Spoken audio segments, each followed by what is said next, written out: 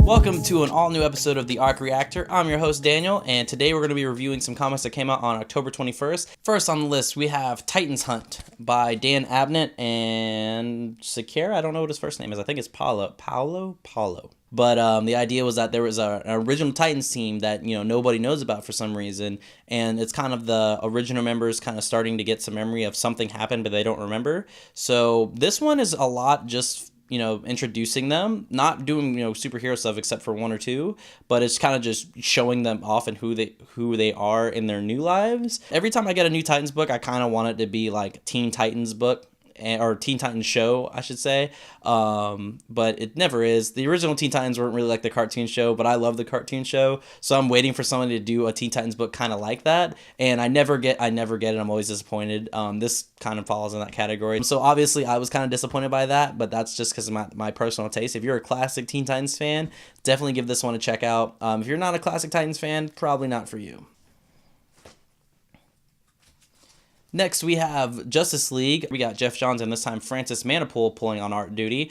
I really like Manapul's art style, but it's a little jarring when you go from Jason Fabok, who has kind of more realistic style, to Francis Manapul, who has a more cartoony style. They're both good, but they don't really mesh well. That being said, the story progressed a little bit more. Some cool stuff happens. There's a little bit more transformations going on. If you're not aware of what's going on in Justice League, I don't want to spoil that for you, but at this point, if you're not reading it, you should definitely be reading it. If you're jumping in, I would definitely jump in now, because shit's about to hit the fan. Like, this is going to be the turning point where everything starts happening, so it's going to be crazy, bombastic superhero action from here on out. So I would definitely recommend this one. Definitely pick this up. This is a really cool event. I don't know why they didn't do this instead of Convergence, but this should have been like a worldwide event. Fun stuff. Next, we have one of my favorite DC books out at the moment, and that would be Martian Manhunter by Williams and Burroughs. I think it's Josh and Eddie Burroughs. I might be messing up those names again. This is issue number 5, so we're 5 issues in. This book should be like at the top of DC sales because this book is so good. It's kind of got that War of the Worlds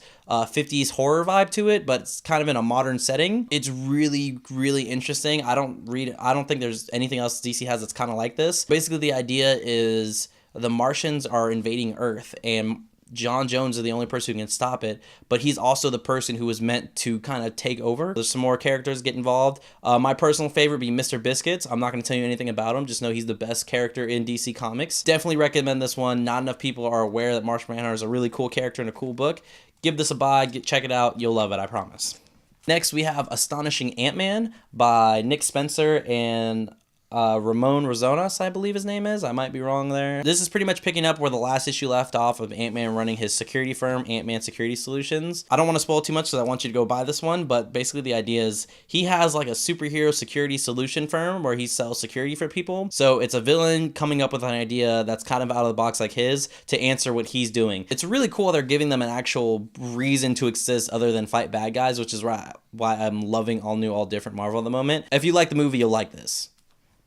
Next, we have Uncanny Inhumans, the flagship Inhuman book, I feel like. You got Black Bolt, Triton, and Reader as the main stars of this one. The whole plot is kind of picking up from when Kang took Black Bolt's son prior to Secret Wars. So is Black Bolt kind of reneging on his plan and trying to actually get his son back.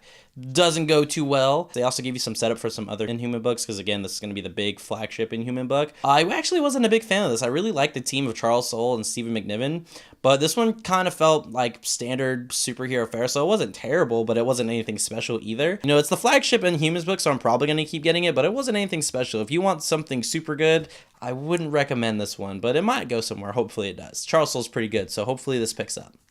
Now, on the opposite side of that Inhuman, not too special spectrum, we have Carnac, which is super special, and you should definitely be buying this one. Like, it goes like Carnac and then Martian Manhunter, but Carnac's definitely number one. This has been my favorite thing to come out of all new, all different Marvel so far. This book is amazing. It's Warren Ellis and Gerardo Zampino. I don't want to tell you anything about this because you need to consume this product. It is amazing. Basically, the whole premise, without spoiling anything, somebody does something and Carnac's gonna go fix it. Like, I don't want to tell you anything. You need to go buy this book. It's amazing. It looks great. Story's great. Warren Ellis at his best. These next two are some indie books that, you know, I am a personal fan of. First one is Invader Zim. I was a huge fan of the Invader Zim cartoon. It was my favorite cartoon series as a kid, and this definitely has the same feel to it. If you're not an Invader Zim fan, it's kind of got this zany, off the wall, but also kind of dark humor. I think it kind of did the whole dark humor in a kid show before it kind of got popular in kind of modern cartoons, but this pretty much feels just like watching a TV show. This is a really fun book if you're an Invader Zim fan, or if you're not an Invader Zim fan, you know, check it out. It might be for you. I would watch some clips from the old cartoon show. If you like it, definitely give this a check out.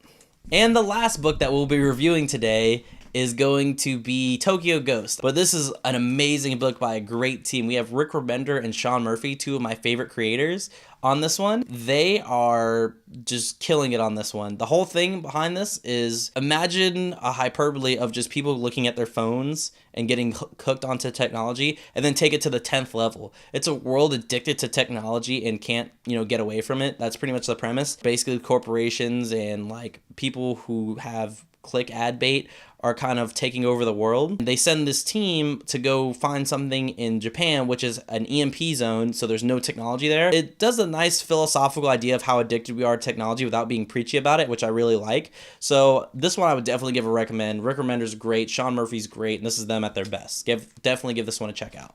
And that's going to cover everything that we read for October 21st. Give us that like, subscribe, and comment down below. Let us know what you like, what you don't like, or if you disagree with anything that I said today. We would love to have a conversation with you guys. But that's it. That's another episode of the Arc Reactor. I'm Daniel, and I'm signing off.